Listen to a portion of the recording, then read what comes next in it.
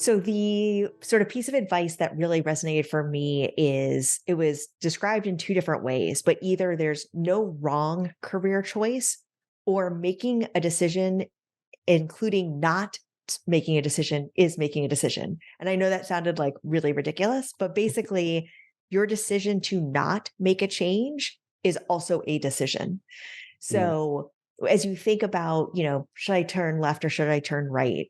Do I get that promotion or do I go? Do I stay and make this work or do I tell them that I'm really unhappy and what do I do? Do I quote unquote abandon everything I've done up to this point and make this huge career change because something is pulling me towards it? Whatever you decide to do, one is a choice. And so recognizing that you do have a choice, even if you choose not to do anything different. And then there's no wrong choice. Like just try it, learn something. I always tell the story of when I made a choice to move into a compensation role. It was horrible. It was so bad. I almost got fired, but that taught me a lot about myself. And honestly, when I then had to manage a compensation person, I did bring that experience with me and probably mhm. made me hopefully more empathetic or more supportive or whatever.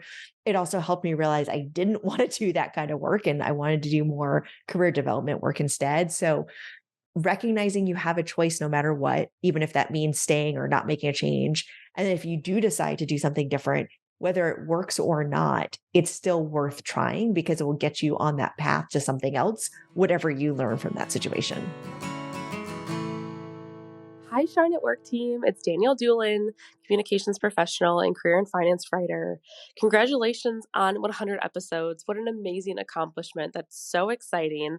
I'm so proud of all the work that you're doing. If I had to give a piece of advice that I would tell my former self when I was making my career change, it would be simply put to trust your gut.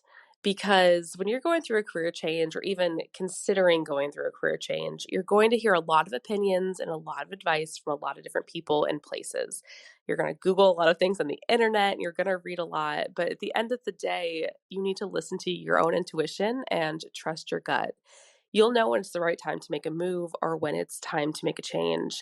There's going to be a lot of external noise, but what you need to do is just gather the information that you need, sit with it, digest it, try to make sense of it, and make the most informed decision with the information that you have available at the time.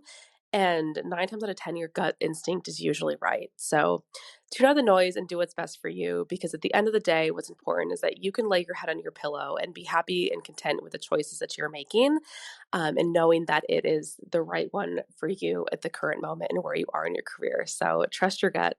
Again, congratulations. I'm so happy for you. And I can't wait to see what the next 100 episodes are going to be.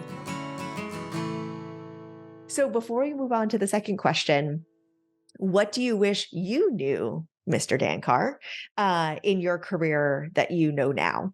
Yeah, I mean, thinking through this, it may sound a little cliche, but it's just so important that I wanted to mention it is just making sure that every opportunity that you can embrace the idea of having or getting a mentor in your life, whether that's, some manager that you really like or somebody that you cross functionally work with, someone that's maybe just a level or two above you, or could be three levels. But whatever it is, create that relationship, recognize that it's someone that you feel comfortable communicating with, just establish that relationship to be a sounding board in your career. Just having someone to talk through your decisions of we're talking about making a decision without making a decision, whatever you said.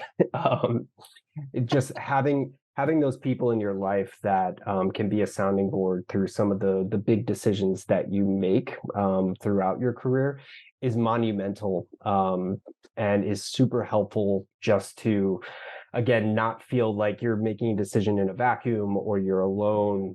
You can lean it. They don't even need to be in your specific area of practice. I mean, that can be helpful too, but I think for me, just it took me a little while to get to that point. And again, that goes back to feeling the need to sort of pretend or having imposter syndrome and not being able to be vulnerable. But once you can really connect with someone and then nurture that relationship, keep it with you as you move to different companies, just always back and checking in with that person. is just invaluable as you move through your career, and will be certainly not something that that you regret in any way, and it pays off tenfold. No, I agree. I mean, I literally, as you were describing who that person could be, my own person came into my head. Like I knew Mhm. exactly who you were talking about. I've known her for like 13 years at this point. We've worked together. We haven't worked together. She was my boss. She wasn't my boss. She was my partner. Now she's a friend.